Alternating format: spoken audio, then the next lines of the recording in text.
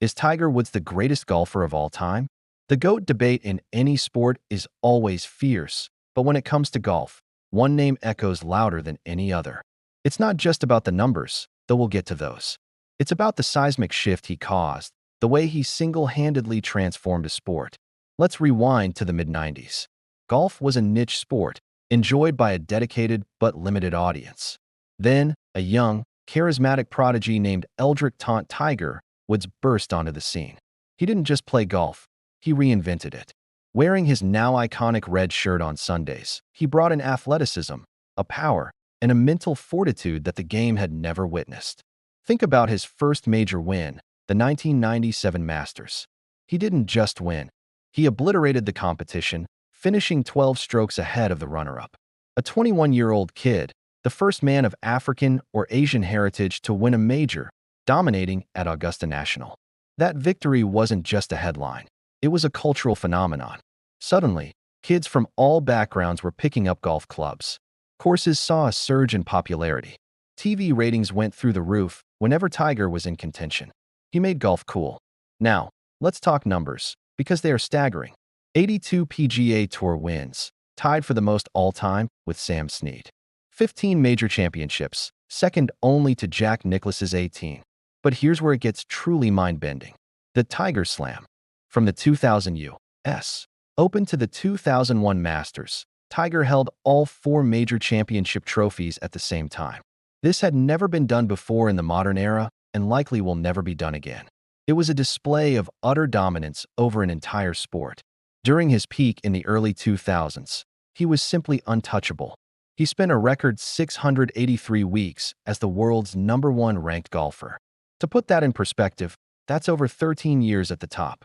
The next closest player on that list is Greg Norman, with 331 weeks. Tiger more than doubled him. He wasn't just better than his contemporaries. He was in a different stratosphere. He won the Vardon Trophy for the lowest scoring average a record 9 times. He led the money list a record 10 times. The stats are endless, each one more ridiculous than the last. But the argument for Tiger as the GOAT goes beyond just his peak. It's about his ability to compete and win against different generations of players. He outplayed legends from the generation before him, completely dominated his own, and then continued to challenge the new wave of talent that he himself inspired. Players like Rory McIlroy, Jordan Spieth, and Justin Thomas grew up idolizing Tiger. They modeled their games, their work ethic, and their killer instinct after him. He raised the bar so high that the entire sport had to evolve just to keep up. Consider the level of competition. Some argue that Jack Nicklaus faced tougher rivals in Arnold Palmer, Gary Player, and Tom Watson. That's a valid point. However, the overall depth of talent in Tiger's era was arguably greater. Because of the Tiger effect, more athletes were drawn to golf. The money, the exposure, the fitness, everything ballooned. The average player on tour became stronger, more skilled, and better coached. Tiger wasn't just beating a few top guys. He was beating fields of 150 players who were all trying to chase him down. The pressure he faced every single week was immense, yet he thrived on it. And let's not forget the sheer magic. The moments that are etched into the memory of every golf fan. The chip in on the 16th at the 2005 Masters. In your life, have you seen anything like that? The incredible 15-foot putt on the 72nd hole of the 2008 U.S. Open to force a playoff, which he then won, all while playing on a broken leg and a torn ACL. It's the stuff of legends. He had a flair for the dramatic, an ability to pull off the impossible when the stakes were highest. That's not just skill, that's a different kind of genius. Of course, no discussion of Tiger's career is complete without acknowledging the adversity.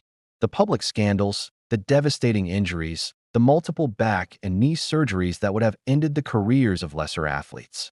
He fell from grace, both personally and professionally. His world ranking plummeted outside the top 1,000. Many people wrote him off completely. They said he was done, a shadow of his former self. And then came the comeback. Slowly, painfully, he rebuilt his swing and his body. We saw flashes of the old Tiger, but the consistency wasn't there. But he kept grinding. And then, in 2019, the world watched in disbelief. At 43 years old, 11 years after his last major victory, he stared down a field of the world's best young players and won the Masters. Again, The roar from the crowd at Augusta when he sank that final putt was more than just a celebration of a golf tournament.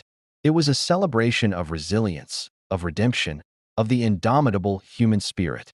It was arguably the greatest comeback story in the history of sports. That victory cemented his legacy in a way that no statistic ever could.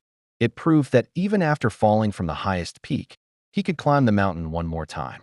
So is he the GOAT? Jack Nicklaus has 3 more majors, and that's the primary argument against Tiger. It's a powerful one. But when you look at the totality of Tiger's career, the peak dominance, the record-breaking win percentage, the cultural impact, the global popularization of the game, and the incredible comeback from personal and physical ruin, the case is overwhelming. He didn't just win, he changed the game forever. He inspired a generation. He showed us what's possible with a combination of supreme talent and unbreakable will.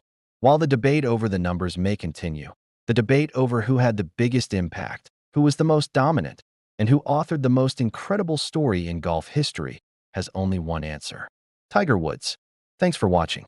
If you enjoyed this look into the legend of Tiger Woods, make sure to hit that like button, subscribe to the channel, and ring the bell so you don't miss our next video.